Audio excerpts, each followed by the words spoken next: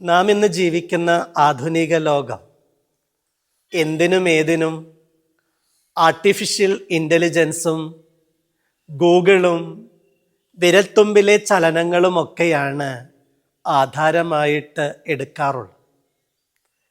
ഇതിൻ്റെയൊക്കെ നടുവിൽ മനുഷ്യരുടെ സ്നേഹസാമീപ്യത്തിന് എന്തെങ്കിലും പ്രാധാന്യമുണ്ടോ എന്നൊക്കെ പലരും ചിന്തിക്കാറുണ്ട്.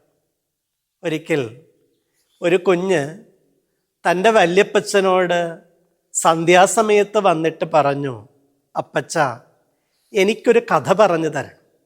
അപ്പോൾ അപ്പച്ചൻ പറഞ്ഞു, മോനെ എനിക്ക് കഥയൊന്നും അറിയില്ല, നിനക്ക് പറഞ്ഞു തരാം. കുഞ്ഞിൻ്റെ നിർബന്ധത്തിനും വാശിയുടെയും മുമ്പിൽ മുട്ടുമടക്കിയ അപ്പച്ചൻ അറിയാവുന്നതോ കെട്ടിച്ചമച്ചതോ ആയ ഒരു കഥ കുഞ്ഞിന് പറഞ്ഞു കൊടുക്കാൻ തുടങ്ങി. ആ കുഞ്ഞ് തൻ്റെ ഗ്രാൻഡ് ഫാദറിൻ്റെ മടിയിൽ കയറിയിരുന്ന് കഥ കേട്ട് ഉറങ്ങിപ്പോയി. അയാൾ കുഞ്ഞിനെ ഉണർത്താതെ കട്ടിൽ കൊണ്ടുപോയി കിടത്തുകയും ചെയ്തു. പിറ്റേ ദിവസവും രാത്രിയായപ്പോൾ കുഞ്ഞ് വീണ്ടും വന്നിട്ട് പറഞ്ഞു, മുത്തച്ഛ എനിക്കൊരു കഥ പറഞ്ഞു തരണം. അയാൾ പറഞ്ഞു, ഇന്നലെ പറഞ്ഞ കഥയല്ലാതെ വേറൊരു കഥയും മുത്തച്ഛൻ അറിയില്ല. കുഞ്ഞ് പറഞ്ഞു, സാരമില്ലെന്നേ, ഇന്നലെ പറഞ്ഞത് ഒന്നുകൂടെ പറഞ്ഞാൽ മതി. അയാൾ ഇന്നലെ പറഞ്ഞ കഥ ഇന്നും സന്ധ്യയ്ക്ക് കുഞ്ഞിന് പറഞ്ഞു കൊടുത്തു. ദിവസങ്ങൾ കടന്നുപോയി.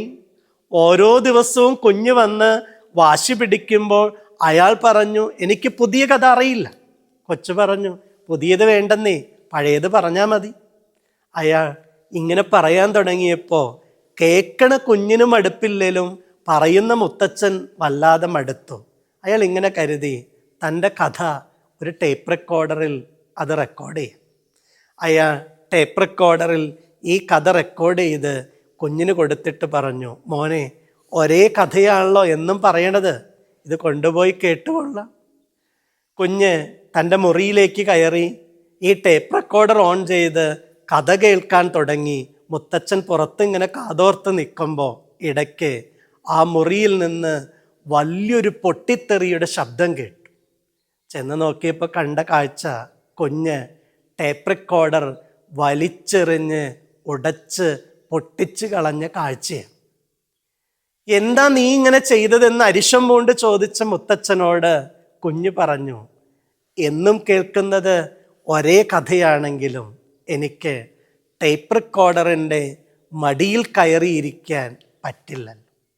സത്യത്തിൽ കുഞ്ഞിനാവശ്യം മുത്തച്ഛൻ്റെ എന്നും കേട്ട് തഴമ്പിച്ച കഥയായിരുന്നില്ല. ആ മുത്തച്ഛൻ്റെ മടിയിൽ കയറിയിരുന്ന് അദ്ദേഹത്തിൻ്റെ മാറിൻ്റെ ചൂടനുഭവിച്ച് കൈകളുടെ സ്നേഹസ്പർശം അനുഭവിച്ചുകൊണ്ട് സുന്ദരമായി ശാന്തമായി ഉറങ്ങാനുള്ള സ്നേഹസാമീപ്യം ആയിരുന്നു. സ്നേഹമുള്ളവരെ, ആർട്ടിഫിഷ്യൽ ഇൻ്റലിജൻസ്, ഗൂഗിൾ, വിവരസാങ്കേതിക വിദ്യ തുടങ്ങി പലതും ഈ ഭൂമിയിൽ ഉണ്ട്. ടച്ച് സ്ക്രീൻ ഒക്കെ നമുക്കുണ്ട്.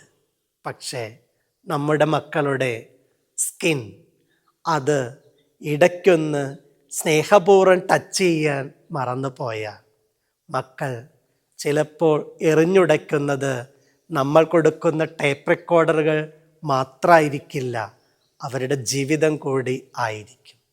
സ്നേഹത്തിൻ്റെ ഒരു സ്പർശനം അത് ഈ കാലഘട്ടം ഏറ്റവും കൂടുതൽ നമ്മളോട് ആവശ്യപ്പെടുന്നുണ്ട്.